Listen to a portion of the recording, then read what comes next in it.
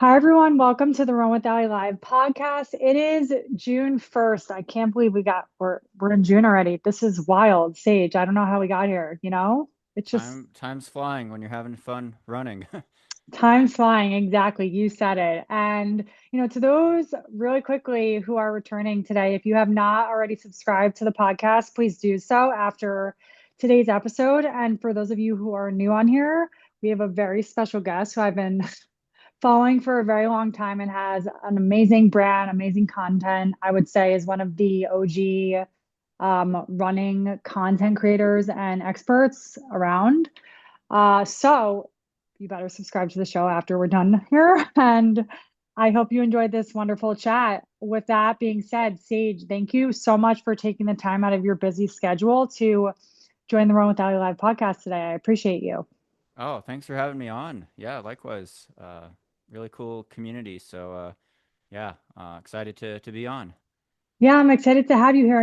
Really quick, I would love for you to just briefly introduce yourself, who you are, maybe a little bit about VO2 Max Productions in there. Yeah.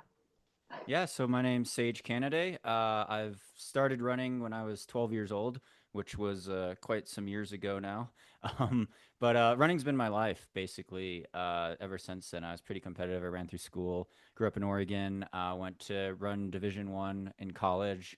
Got into social media, especially YouTube, right around that time. I think I was just kind of lucky because YouTube had just rolled out. It was right after Facebook, basically. If we have some people that remember the age of the social media internet start. And that's when I created running videos mainly to just share some tips, but also just film my teammates and joke around and make funny videos was the original idea. But then it kind of just took off from there. And then it led to a post collegiate running career. I've been sponsored since 2009.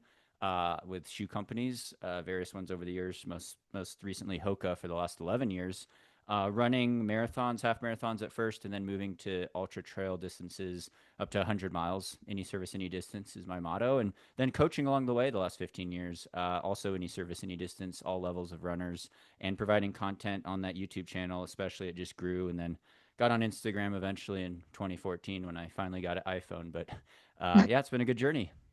Yeah, no, that's a lot in there, a lot of facts in there. You were probably like one of the first YouTube running creators I've ever like come across, and your content is just excellent. Everyone on here should go check out VO2 Max Productions. Really, like truly before the whole running boom started, which is crazy, like way before. Um, yeah, before the you had an video quality iPhone. the video quality shows sometimes. I'm still like old school with my editing and what I shoot and do content with, but trying to improve still. It's a process, just like running. Yeah, but that's you're very humble. Your content is great, and I think that's what makes really good original content stand out. Uh, and it's great. So that being said, we have a lot to unpack here. I guess you've been sponsored. So as an athlete for a very long time, you've been training for a very long time. So what is something you would tell your younger self as an athlete? Ooh, that's a tricky question. I had a lot of lucky breaks. I think part of it was just the timing of it. Like, when I was looking for sponsorship, I didn't think I could run after college. I wasn't like this all-star, all-American. I never made the track finals in track. But I had convinced my coach in college to run a marathon, and I was lucky enough back then. The Olympic trial standard was sub 2:22. It's actually faster now, but this was before Mhm. super shoes. And so I was able to do that in college when I was 21 years old. And that's been a really proud point of my life and career. And it changed everything because then I was able to go to Hanson's Brooks Distance Project, which was a sponsored Brooks Olympic development program where I was teammates with Des Linden and Brian Sell and other runners that actually made the Olympics. I was far from Mhm. doing that. But I'd say to be patient and enjoy the process for younger runners. I ramped things up really fast. My first year at Hanson's, I was running 140 miles a week sometimes, and it could have injured Wow. me. It injured a lot of my teammates, but it didn't. Yeah, I had overtraining syndrome for like a year there, and I was running slower in the marathon after college than I did in college, which is a regression when you're in your early 20s and you've been running 140 miles a week. So I learned to dial things back and to Mhm. like think long term to try to stay healthy, not just for like mental burnout and mental pressure, but like just longevity in the sport because I want to be a lifelong runner. So I'd embrace it as like think of yourself 20 years from now or 5 years from now or 10 years from now. Doesn't matter how old you are. It matters more like when you started running and how seriously you've been taking it and how you've balanced that with optimizing your health and all other aspects in your life. Because like we really run to as a de-stressor, not to induce more stress and damage. I always like to run for health. That's the bottom line. Yeah, it's really cool and fascinating to hear you say that to the listeners on here, coming from this like type of caliber of an athlete, it's goes to say, you want to we all love running, right? We all love running for stress relief, for mental health, to just stay healthy. And it's really kind of refreshing to hear you say that because going from such a competitive stance to also appreciating the health aspect of it as your older self, that's a great message to like any runner at any stage in life, even as an adult, like going into the sport, right? Um, I would love to ask you, like what is a point where you experience burnout and how did you kind of turn around from that? I mean, like I said, in that first year out of college, when I was running 140 miles a week, I was experiencing burnout, and it was it was stressful mentally, and it was also kind of hard to like do all this training and then actually run slower or like always Hmm. be fending off like some aches and pains. Like you're always worried about getting a stress fracture or like straining a muscle, straining a tendon. So I think, just taking that hard reset and then, talking with the coaches, and now I've been coaching myself ever since then, but at the time I've, had a lot of coaches, but learning to say, okay, maybe 120 miles a week is better than 140 miles a week. And that's actually when I dialed things back, I ran my PR there and did another Olympic trials with the team in 2012. Watched Des Linden make the team. So yeah, it puts everything in perspective, like what you've done relative. And then now as getting older, I'm getting slower. I'm in the masters category now, so I can't compare myself to when I was 25 and ran that 216 marathon in my PR because I am regressing, and there are some aches and pains. But I think just being at peace with the process and realizing that eventually you will get slower as you get older. Maybe it's not until you're 70 or 80, hopefully, but we all kind of age. So it's been humbling to feel those aches and pains and realize that for long term running, you have to be patient still. Yeah, I love you keep coming back to that patient, um, being patient with the sport. And I know you're still like a high caliber athlete and coach. And so my question to you is, when you have people coming to you who you're coaching, from your experience as an athlete, and when people are coming to you for a marathon PR, right? What is like, who do you typically work with? Who typically comes to you for help? And, yeah, what does that look like right now? Yeah, so I've probably learned the most from coaching actually, and coaching all levels of people, different age ranges. We generally, probably a lot of our runners will do marathons mainly instead of like 5Ks, Mhm. but a lot of times they race 5Ks too as their speed development for the marathon, or if they're first starting out, they start with a 5K maybe.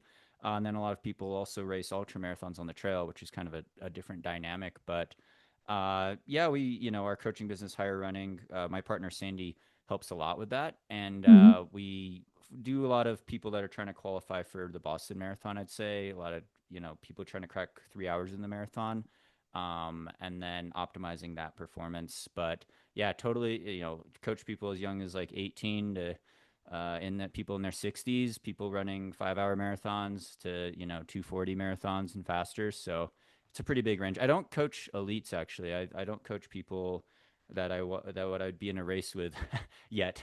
There's definitely some people that would probably get close now, but I generally like to coach people that are in that Boston qualifying age group category range. Well, yeah, that's yeah, like myself too. I love that range. I respect that you just are open about, coaching. Like, do you want to coach elite runners? Is that something you like want to do? I wouldn't be against it. I think yeah, I learned more from the runner that has a full-time job, maybe has a family that's busy. The elite running lifestyles I've kind of separated in my mind because it's been something I've had the privilege to do. So Hmm. when you coach someone who's like a sponsored pro or they have like hours and hours each day to train, Sometimes I'd say it's easier because we have a saying that talent never dies, and that if they just respond to the training, sometimes that's easier because they've optimized so many other things in their life. Whereas like a person who's not a pro sponsored runner who only has limited time to train, limited resources, you have to really be dialed in more to optimize their training. So I kind of like Mhm. that extra challenge of coaching people that are at totally different levels and totally different ages and totally different experiences with their running. I love what you just said. Interesting. Interesting to hear you say that. And what would you say, like are the most important things that might be overlooked by someone who has a corporate job, who works a 9 to 5, who wants to go for a BQ, right? And they're maybe, looking to do more, maybe like run more. What's, yeah. We try to look at it as a holistic approach. So, like you said, we tie in all aspects of their life, right? Like how much sleep are they getting? How stressful is their job? Do they travel a lot for work, right? Do they have a family with a lot of family obligations? Because it's at some level, like the variables all come back to that individual lifestyle and then even mental attitude too, because you might have more stress if you have a stressful job or you have a big project or deadlines, and it may ebb and flow with your training. So we try to look at that approach, like things outside of your running training that you could optimize.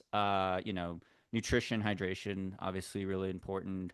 Strength training on top of running. So it's so individual with that, and then relative to your own performances. Like if someone was running 20 miles a week in the past, we wouldn't try to push them up to 50 miles a week right away. We'd say, okay, maybe we could get you up to 25 miles a week. Maybe we could get up to 30 miles a week. And a lot of people make a lot of progress when they just run more consistently and run slightly higher mileage.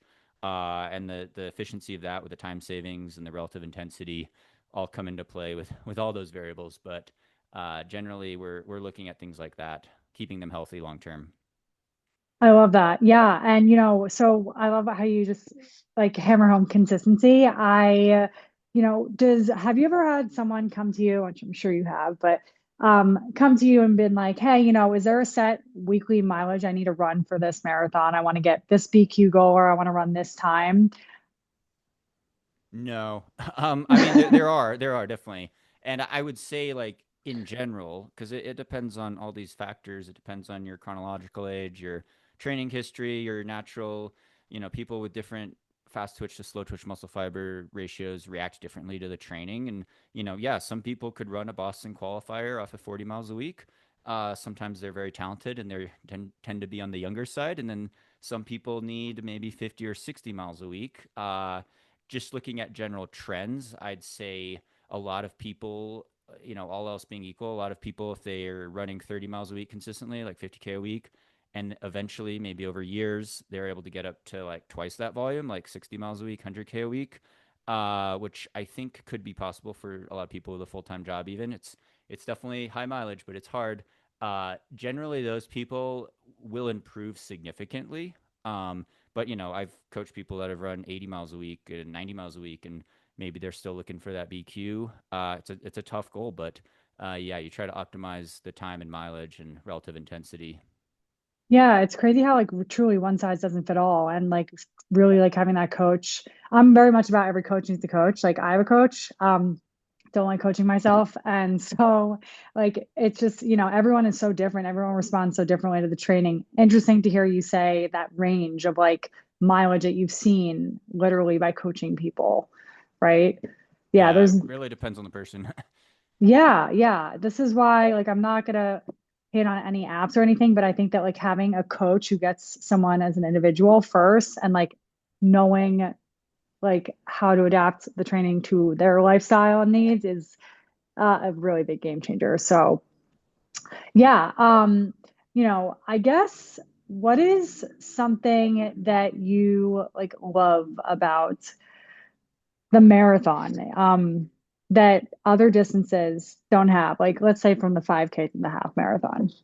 Yeah, the marathon's definitely its own beast. There's a lot of parallels actually with ultra running because like if you run a Mhm. 50K trail race with not a lot of climbing, like it's very similar in terms of the stress and feelings that you would get in a marathon, right? Because 50Ks, we say it's only 5 miles longer, but it's actually pretty similar. Even some 50-mile races, which is way different than a half marathon. So you think of the physical strain and the systems at play with a half marathon actually has a lot more in common with a 10K, and a 10K has a lot more in common with a 5K. Whereas I think when you get up to races that are over 18 to 20 miles in length, that's the significant change because it's a change of okay, are my glycogen stores going to be limited? Do I have to take in, carbohydrate during the event to not hit the wall? And that's what kind of happens after 18 to 20 miles. I've actually had it happen to me in shorter mountain races because you're at altitude and you're running up a mountain and there's like 7,000 feet of climbing and it's a 20-mile mountain race. And if you don't take gels, you'll also hit the wall because it's a Mhm. matter of work output. So that's really what differentiates the grit, I think, with marathon running is you have to be way more careful and cautious with your pacing. You can't just blast it all out like a 5Ks. 5Ks easier to pace almost because it's like all VO2 max. Whereas like the marathon, it's like sub maximal. You need to hold back, run smart, save something for the second half, and then it could all come down to that last 10K not hitting the wall. I like to say you want to scrape up against the wall, and just holding pace in the last 10K of a marathon is a huge challenge for most people. So it's definitely a different beast than any shorter race. Yeah, fueling is my favorite topic. So I like love how you just said that. And I know that you kind of like transition to the trails. I have never done an ultra. Oh, you should try. It's fun. But like, I admire it. I guess what has the ultra distance taught you and like trail running in general, mountain running, taught you that road racing itself could like never teach you, not even like hilly road running. Yeah, well, you kind of touched on that. It's not so much about the sheer distance. Like I'm talking about, 50K, 31 miles, or like there's a lot of races in the US that are 50 miles, or, you could do 100K, 62 miles. It's more about how much climbing there is in a trail race. Because, like, you could Hmm. run a pretty flat, tame trail. It's like a gravel road. And the running mechanics, the paces are a lot more like a road marathon. Whereas if it's like this crazy mountain race and it's like these crazy technical trails at altitude, now you're talking about not being able to run a lot of the race because you're like hiking up stairs or you're like, Hmm. having to deal with skeletal muscular fatigue where your muscles are worked a bit differently because the trail's so choppy and rocky or muddy. So I think looking at the vertical gain changes everything. Thinking about you have to do more problem solving in the longer ultras, not just like nutrition hydration wise, but also Hmm. like your gear management. Because if you're doing I've done 100 miles in the mountains at Ultra Trail du Mont Blanc, the UTMB, and you're going all night. You have to have two headlamps. It could start raining or snowing. You have to carry like all these rain gear. So you're like pulling rain jackets and rain pants out of your pack. You're trying to keep them Hmm. dry. You're going into aid stations where you might sit down and eat a plate of pasta during the race. So, it emphasizes everything with the nutrition aspect of marathoning and then it just kind of amplifies it, I'd say, plus the gear management issues. But to me it's all just running at the end of the day. Yeah, no, I mean that's amazing. I have watched others do that, but I'm just like, wow, that is a whole different beast. It's like a project to like get the gear and like I guess tackle the weather, right? And get the vertical gain, no nutrition, hoping you don't get sick, right? Or like get hypothermia or something if the weather is like freezing cold. Um, in addition to like actually like finishing the race kind of thing. Yeah. Yeah, yeah. So this brings me to an interesting question for you. Like I have like a lot of people who love to hike, right? And especially getting into the summer, like it's a great time to vacation. How do you feel about like hiking and could that be conducive to your marathon training in a kind of unconventional way?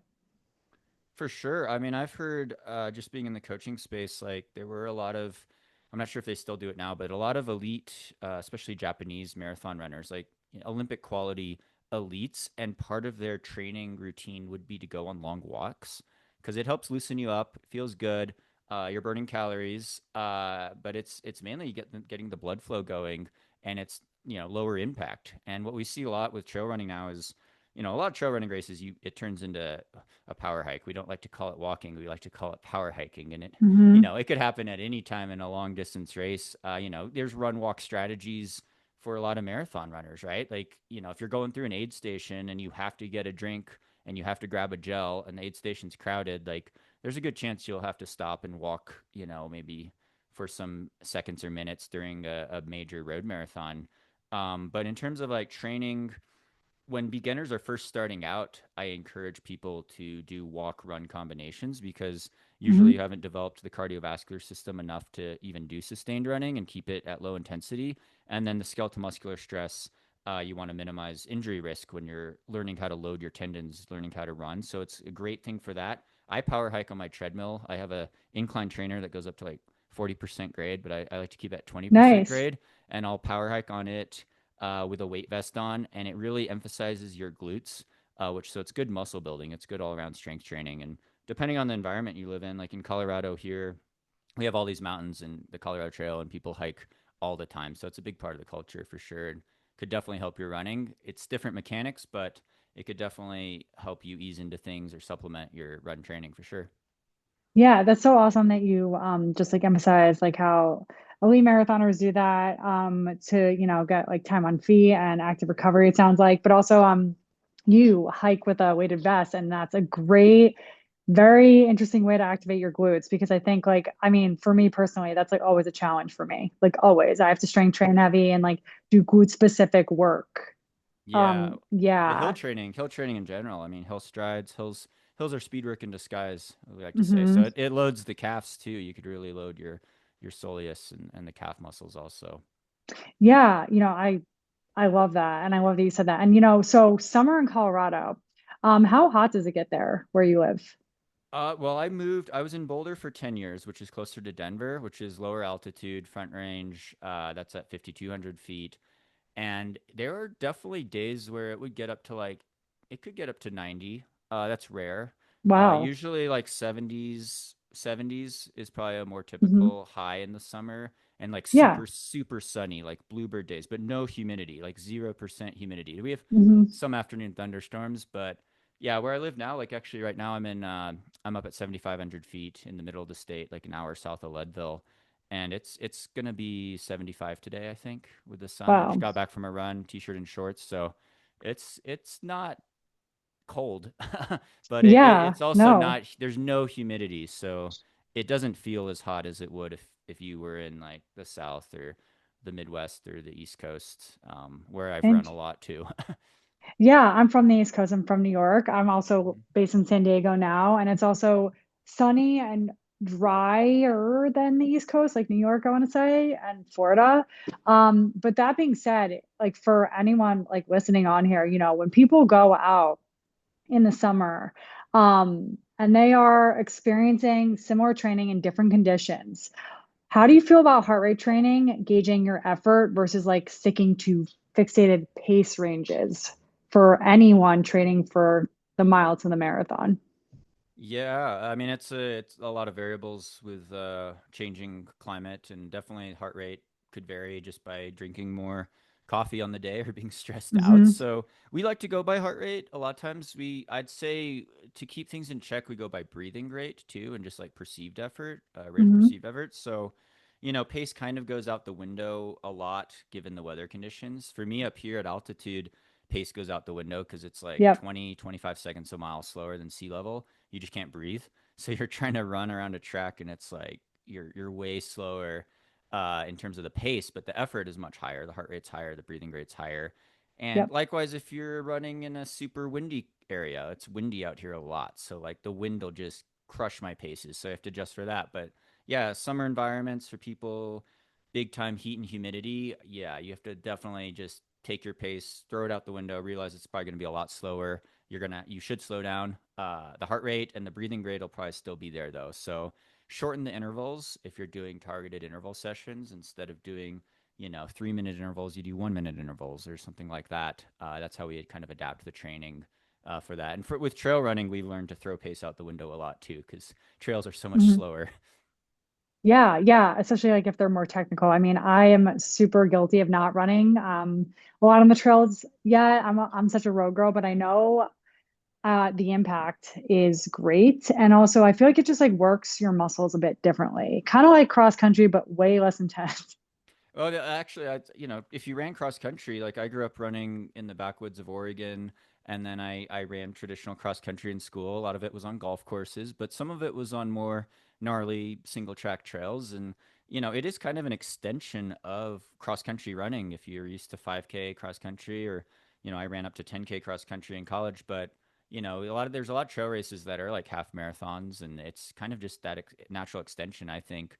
But yeah, it's a great natural surface, soft surface. But there's definitely like more of an ankle sprain risk or injury risk, and you have to think about the pounding of the downhills more in some of these mountain races, especially. Interesting. Yeah, I'm just letting you know I did my first 5K at 34 years old cross country. Wow, So, like, nice. yeah, and it was like a rude awakening. I was like, oh my gosh, I didn't run in high school or college, or I was a Wow. swimmer. Oh, So, okay. I was like, wow, what is this kind of running, right? And then it got me interested into the like, I'll do a trail race someday. Just Yeah. yeah. The roads are it's very easy to stick to the roads as a road runner. And so like some advice like you would give to anyone on here listening who loves the roads and is a sucker for the roads, like how might running on the trails like be beneficial not only for your physical health, but like mentally? Yeah. I mean, a lot of it goes back to like the environment you live in. So, like, obviously, if you live in New York, I don't know if you're in the city or upstate. I actually went to college in upstate New York, but if you're in like a big city, a lot of times you don't have access, or at least quick access, to a soft surface or natural surface. And I know a lot of New York runners would run in Central Park, for example. You could find some stuff there. Hmm. But if you're in like another big city, be it like Denver or LA or San Diego or something, sometimes just going to like a track, you could feel the difference on a track surface. It's a lot softer, more forgiving on the body. So, giving yourself that variety of not always pounding the pavement can be good, as well as some slight hill training. And it could be a crushed gravel surface. It could be a gravel road or a dirt road. It could be running on a treadmill sometimes on incline. I think Hmm. there's definitely the mental aspect of being out in nature is really refreshing. So, like you said, with the hiking, people get away for a weekend maybe to go out to some national park or some forested area. And, any trail that you hike on, you could probably start to run on, as long as it's probably not too technical or you're worried about, twisting an ankle or something. So, yeah, I think that refresh being out in nature is a huge benefit to trail running. You could see a lot, you could cover a lot of distance. We run in big national parks sometimes, and we run up mountains here in Colorado. So if you have access to that, it's quite empowering. Yeah, no, for sure. I actually went to school at upstate New York. I went to Ithaca for my undergrad. Ithaca Yeah. College. Yes. Oh, I went to Yes. I went to Cornell. We're right Oh, the across other the hill. side. Yeah. Yeah. Oh Yeah. yeah. Well, That's Ithaca is great for trail running. Did I you ever wasn't hike a, around there?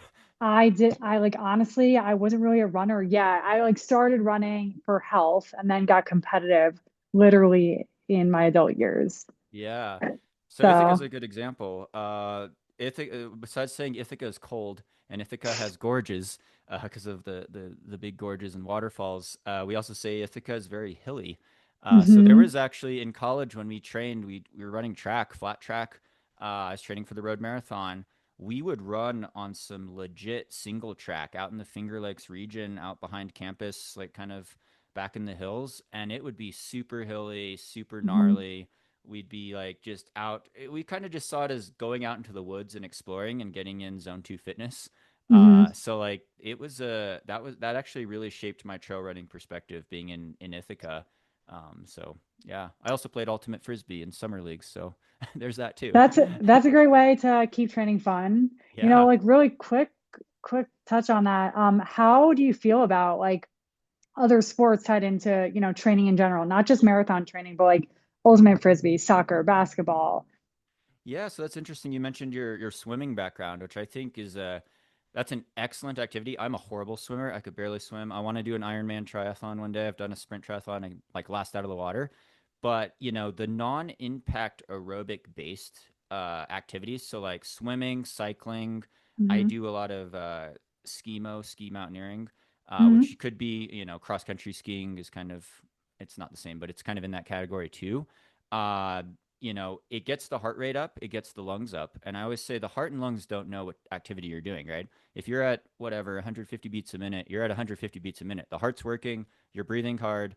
But if your joints are experiencing a lot of stress, your knees are taking the pounding of pavement, that's always hard. If you're doing high mileage running, you're only doing running, you're doing it year after year. Whereas when we Hmm. get people integrating in other sports, be it swimming, cycling, all these non-impact things, you're taking out of that gravity equation, right? You're not pounding your joints in the same way, and I think that's hugely beneficial because all those aerobic adaptations with the heart and lungs, the mitochondria, the blood flow, even Hmm. building up muscle strength, core strength especially, is going to translate into your running performance. And it's a good break mentally and physically then to like lower your cortisol levels or do something that's fun that's not always running. So in the off season, even once a day, once a week, or 1 day a week, sometimes we program in cross training, and it could be an Hmm. activity like that.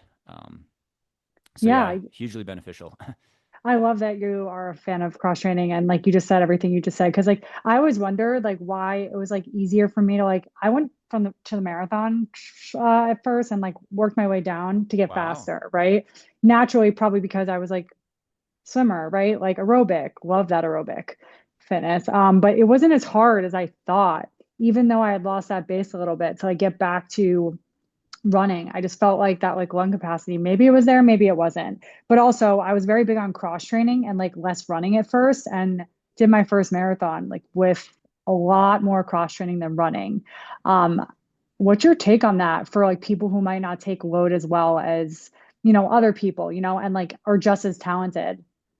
Yeah, the injury risk is you're always balancing that in part of the equation. And like sometimes it has to do with how much time you have to train, what injuries you might be more susceptible. Like some people have prior injuries from like a skiing accident, or they were have you see your PT and you realize that one leg is a lot longer than the other. Like I have a pretty big leg length discrepancy, which could Mhm. over time you get a lot of muscle tightness and imbalances that could turn into an injury or strain, or you just happen to get a stress fracture, you're running in an inappropriate shoe, ramp up things too soon, too fast. So yeah, always looking at where you're starting from. It sounds like you did it very smart because I know a lot of like cyclists who are in really good shape and they've never run and their heart and lungs are amazing. They're amazing athletes, amazing shape, and they think their legs will be strong because they've been cyclists. But when they start running, they realize that the impact force and the way their quads are getting worked is totally different than cycling. So that a lot of times cyclists will go out running and they'll start off way too fast, way too soon. They'll get a skeletal muscular use injury. So you really have to balance it with that, and you have to balance it with as you age, realizing that making strength gains, doing some resistance and mobility training is super key because you don't want to lose that range of motion as you get Mhm. stiffer, as you get older. You don't want to lose muscle mass either because they're helping support your running. So it's a delicate balance for sure. Yeah, no, and that was like unintentional. I was more like I don't know. I just like didn't know what I was doing. I was like, oh, I'll start like running, and You was did it very smart. yeah, unintentionally. But yeah, I would say like yeah, how do you feel about upper body strength and lower body strength, just in general? I like to focus on core strength actually. So in between the two, mainly, so like lower abs, lower back, hips, glutes are the big ones. But a lot of Is exercises you there, do. sorry to Oh, go cut you ahead. off, but I have seen your content and I know you're big on running form and technique. So is there a reason why you love to work your core strength and how does that tie into running technique? Because it is you do want to have strong legs, and you think from the ground up you're working your legs, but a lot of the transition between a lot of torque is going on that happens around the core, be it your hips or twisting, because there's still some counter rotation between the arms and the legs. And then you're applying your full body weight down into one foot, one step, and it's going up through your body. But a lot of that is getting having to get absorbed. It's getting through the ankle joint, the knee joint, the hip joint. And most common running injuries, a lot of them do happen around the hips and glutes, around the pelvis area, around the lower back. Um, Mhm. so I kind of see that as like the core emphasis. But that being said, if you're doing something like push-ups, you're working your arms, you're also working your core. If you're doing something like a squat, you obviously working your quads and glutes and your legs, but it's also working your core. So we always Mhm. focus on that core. I would probably emphasize more lower body than upper body for runners, just because you don't need massive arm strength to run well. You don't need to be able to bench press a ton. But, even an exercise like bench press helps work your core a lot, which could translate into better power and push off, especially with those counter rotational forces going through your whole body. Yeah, interesting to hear you say that. And I love that you touched on that. I haven't heard anyone else share that. Oh, So good. I find that really interesting. Yeah. And like sometimes I love that you said push-ups are a great example of like, yeah, you think it's like your arms, but you're in a plank. It's a moving plank. So yeah, it's not as easy as push-ups are hard. Yeah. Same thing It with took pull-ups too. Pull-ups, I do those too. I'm working on this. Yeah. I used to be able to do 10 without a band and I'm trying to get it back. Nice, It nice. takes time. It takes time. Yeah. But yes, pull-ups are so hard. I think for women, maybe like I find like men just kind of get it down a little quicker. It is different, yeah. Yeah, yeah. But yeah, no, I love that you shared all of these things. And I'm gonna go into the rapid fire questions because well, we're kind of getting close to time. So since you've run a lot of races, the most beautiful race you've ever run, which has it been? Oh, yeah, probably that UTMB race, the UTMB 100, because it's a mountain race I'm super passionate about. It's 100 miles, and you start and end in Chamonix, France. So you have this view of this 15,000-foot glacial mountain, and then you circumnavigate it while going through Italy and Switzerland. So it's like, Wow. yeah, running all day, all night, 100 miles, 33,000 feet of climbing, going around Mount Blanc, mountain views everywhere. Just Are the Swiss you Alps. Yeah. are you racing something similar soon? I'm racing. I not this year. My girlfriend Sandy's actually doing it, so I'll be out there to help crew for her and watch Nice. it. But I've done a lot. I've had the good fortune of doing a lot of mountain races just like that. My next race Hmm. is a 50K in Japan on the trails, but it'll probably Wow. be different types of views. Looking forward to it. Yeah, Yeah. for sure. Japan's beautiful. I ran the Tokyo Marathon last year. It was great. Oh wow, amazing. Yes. Oh yeah. Yes. Yeah, I can't wait to go back. Yeah, yeah, amazing. What is one running book every runner should read in your opinion? The most transformational book that I think is great for everyone is Jack Daniel's Running Formula. I read the first edition when I was in high school, which was like 2002. I think it may have come out in 99 even, but he changed the editions over the year. They might be on the fourth edition, but the Mhm. way it outlined the different types of workouts was just changed everything for me. So I think it's a good scientific but not too wordy approach to like structuring your training or thinking about the structure of your training and the different types of workouts you do. I know. I love Jack Daniel's REP. But yeah, talk about I use VDOT. So VDOT's good. yeah, The yeah. calculator, yeah.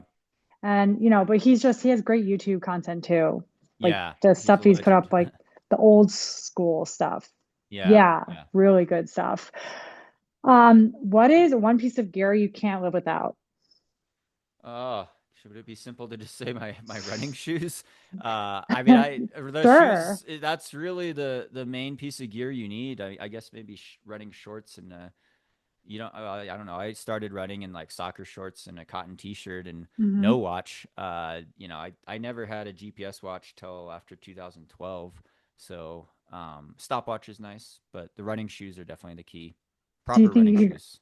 proper running shoes? Do you think Yeah. you could go back and run without a watch, or would you have like a hard time with that? Um, I don't need a GPS watch. I like to track my training. So like Hmm. back in when I was in college even and as a high school athlete, we would just have a regular stopwatch and you would just have to estimate the distance you ran based on the time you ran. So we'd say, "Oh, we were running 7-minute miles today. We ran 49 minutes. It was a 7-mile loop, whatever." Later I'd go back and I'd measure it with my car or bike or wheel and it would actually be really accurate. So like I don't need that, but I'd write in my paper log ran 7 miles today, just based off of time and maybe it was off by a quarter mile or so, but it didn't really matter. Yeah, I love that. And that's like what a good way to like run by feel and like really have that skill, Yeah, right? yeah. Yeah. Yeah. What is one piece of advice you would give every runner? Oh, that's a tough one. Um, I go back to that theme of patience. Just be patient, think long term. Generally things take longer to adapt to than you may think. Like I think I'm always like romanticize this thing where it's like, okay, I started double threshold training and now it's going to kick in 2 weeks later. And the reality is like I'll be more tired 2 weeks later because there's like Yeah. residual fatigue before you super compensate. So maybe it takes 4 to 6 weeks to kick in. Or I had some major health issues. I had a pulmonary embolism in 2021. I was hospitalized. I was coughing up blood. I couldn't breathe. My lungs got damaged. So I wasn't running for months and I had this lung damage. And I thought, okay, when I start running, I'm going to be back. And it literally took me like, I still say it's a process of healing because it's been 4 years, but the first year back was super rough. Like Hmm. I wasn't sure if I could run at all again at any level. And I had it in my mind I could come back in like a couple months, but the reality is it took well over a year or two to even get close to what I was doing before. So if you have an injury or you take time off or life circumstances change, just give yourself some more grace and be patient with the process, trust in the process. And if you want running to be part of your life, long term lifestyle, then you do have to be patient because otherwise it's a high injury risk, high burnout risk, especially mentally. That's really good advice. And thank you for sharing that. I'm glad you're okay, most importantly. Yeah, Yeah, uh, everyone on here, don't rush the process. Let the fitness come to you, whatever you are up against. Yeah, that was really good advice. Um, we all want to be Superman, Superwoman, but we're human. We're all human. So yeah, exactly. it just kind of sometimes it takes experience to like understand, understand that and to really like model that to other people, which is Yeah. fine. I've Yeah. learned from my mistakes a lot. Sometimes you do have to overtrain or hopefully not get injured, but realize work with the body you have at the time, and put it all in perspective. Yeah, for sure. Well put. And last but not least question, besides the fact that I asked you, why did you say yes to being on the Run with Ali Live podcast today? Oh, it's always good to connect with fellow coaches and yeah, provide resources and knowledge and hopefully some inspiration too for runners with a similar mind. I think it's one great big community. So I like what you're doing and putting the podcast out there and all the content. So yeah, great to be on the show. So thank you. Yeah, no, thank you so much. And like literally your content inspired me like well before I started my brand. So I just wanted to let you know that. Oh, thank you. And yeah, yeah. And to the listeners on here again, if you want to reach out to Sage, I'm going to provide links in the show notes, but please be mindful of his time. And I hope you enjoyed this chat and you subscribe to the show. And Sage, thank you so much. It was wonderful having you on. Yeah, great chat. Thanks for having me on. Awesome. See you next time, guys. All right, take care. Bye.